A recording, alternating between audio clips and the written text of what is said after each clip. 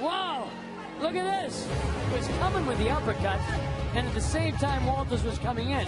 We're back to live. He hit him. He dropped it. I don't think he recovered. Walters nailed him. It's all over. He hit him with a big right hand.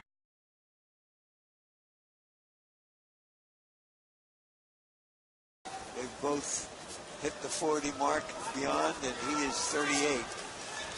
How he does in this fight probably will determine whether he can still fight on this level in the future. So far, so good. Short, crisp right hand by Vic as he caught Walters coming in.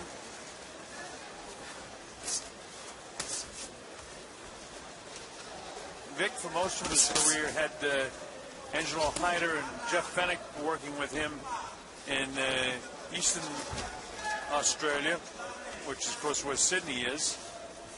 And now he has the Armenian group from Glendale.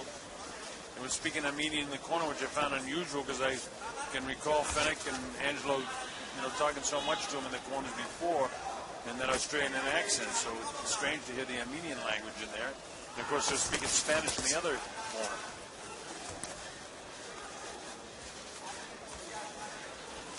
Vic really sort of awkward, trying to engage this guy a little bit. A lot of feinting, strange movements. All business from the Jamaican. He's trying to taunt him into opening up. Darchinian. Yeah, Vic, quite frankly, told us if he wasn't a professional fighter, he just wouldn't fight in the street. He just loves to fight. Nick, did you get that idea when you interviewed him this week that he's just a tough kid? If he makes Walters fight, he may have to be careful of what he wishes for.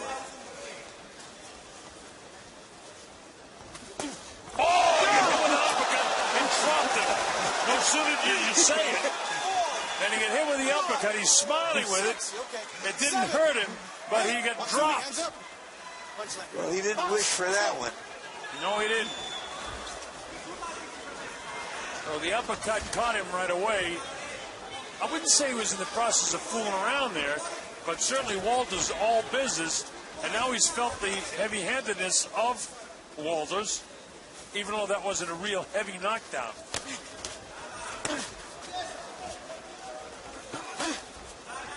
Vic, kind of like a street fighter would be, or a hockey fighter, he gets knocked down. Look at this guy. It's an insult. Yeah.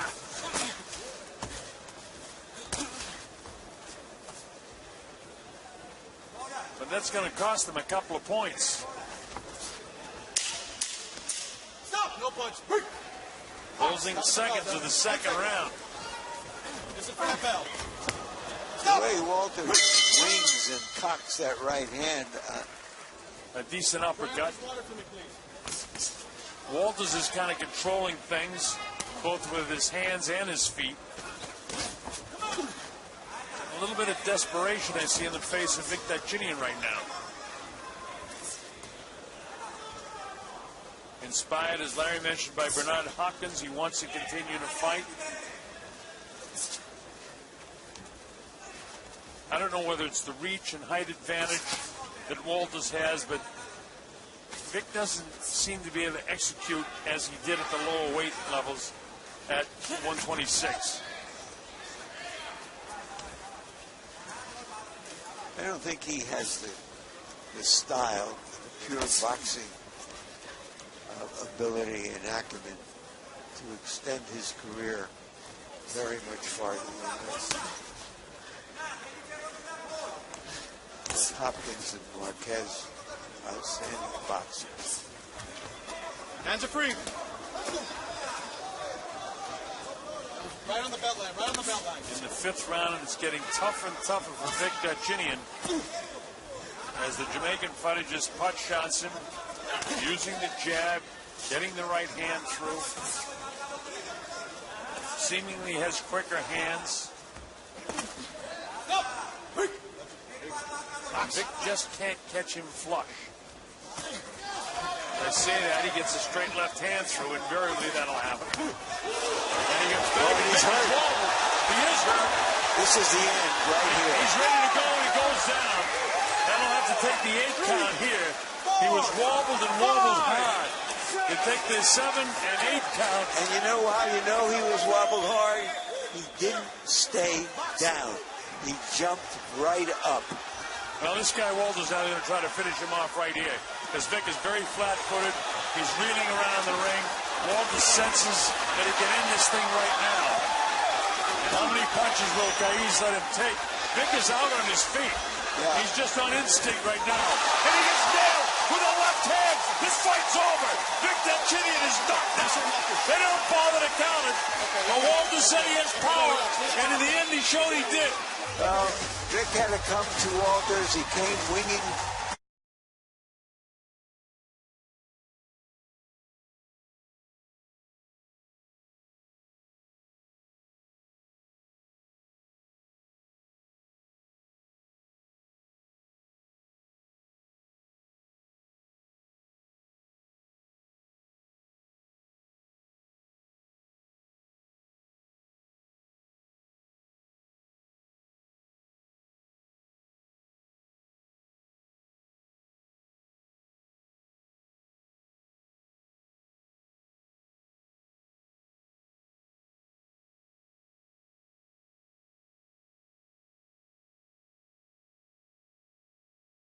Legal punches, here on up. These are a bit high. Touch gloves, good luck to both of you. And now as round 1 gets underway, Roy, you track what's going on while Max and I discuss what a loaded division this is. Certainly is. Donaire versus Walters. Here's Lomachenko. See Lomachenko, of course, waiting in the wings, could get the winner of this fight. Johnny Gonzalez, Gradovich, Morris. The division's chock full of top-notch fighters. So we're even on punches landed in this round, 5 apiece. Good hard left hook by Walters. Yeah, he's not here to play games, Jim. He's trying to win. I think Donaire's cut 10 now. seconds, stop at the bell. Hard right hand by Walters. Body shots by Walters. Got in a right cross. Jab lands for Walters. Left hook for Walters and left hooks for Donaire. Second left hook hurt Walters. Never hook with a hooker. Walters giving Donaire too many chances at the left hook, and he almost paid the ultimate price at the end of the round. Well, not the ultimate, but the boxing ultimate.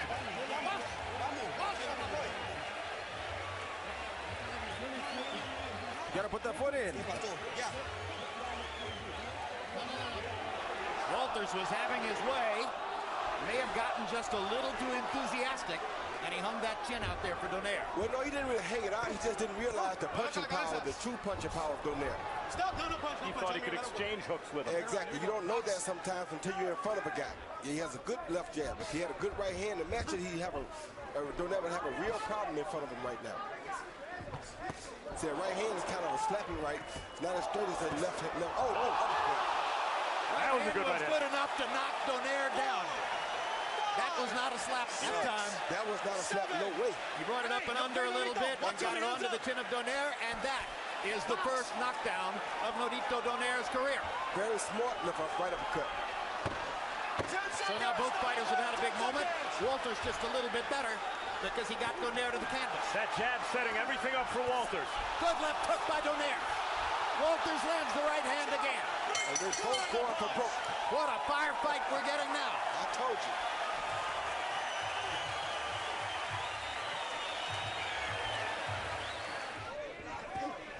The younger fighter's throwing body shots and head shots. The veteran is the one for getting the head shot, for getting the body shots. Donaire speared Walters with a right hand in there. That's what got the crowd's attention. Spears him again with a right hand. Walters' left hook not as effective at close range like that. Quick left hook inside lands for Donaire. Now Walters lands another in return. And they're exchanging hooks. But Donaire has to be careful in here because he's the guy with the bad eye. Particularly for a guy who suffers from the talent of the gifted as Donaire does, where he was so fast, he did hit so hard that he didn't have to learn technically how to do things maybe as well as a less gifted athlete would have to. And so now doesn't have as much of that to fall back on. No, he is a better technician than Nicholas. It's just that in pro boxing, sometimes the guy who strikes first or makes the other guy mess up first or mess the other guy face up first is the guy that gets the advantage. He just caught Donaire first. He may be, hard right hand by Walters. Donaire gets in a left hook. Walters with 2 more right hands, and Donaire is down again. And I don't know if he'll get up this time, Jim. I don't think he will. I I know he won't get up this time, Jeff. 7, 8. He won't get up this time. He's up, but Raul Kais is going to stop it. Nicholas Walters has seized Donaire's portion of the featherweight title. And that could be the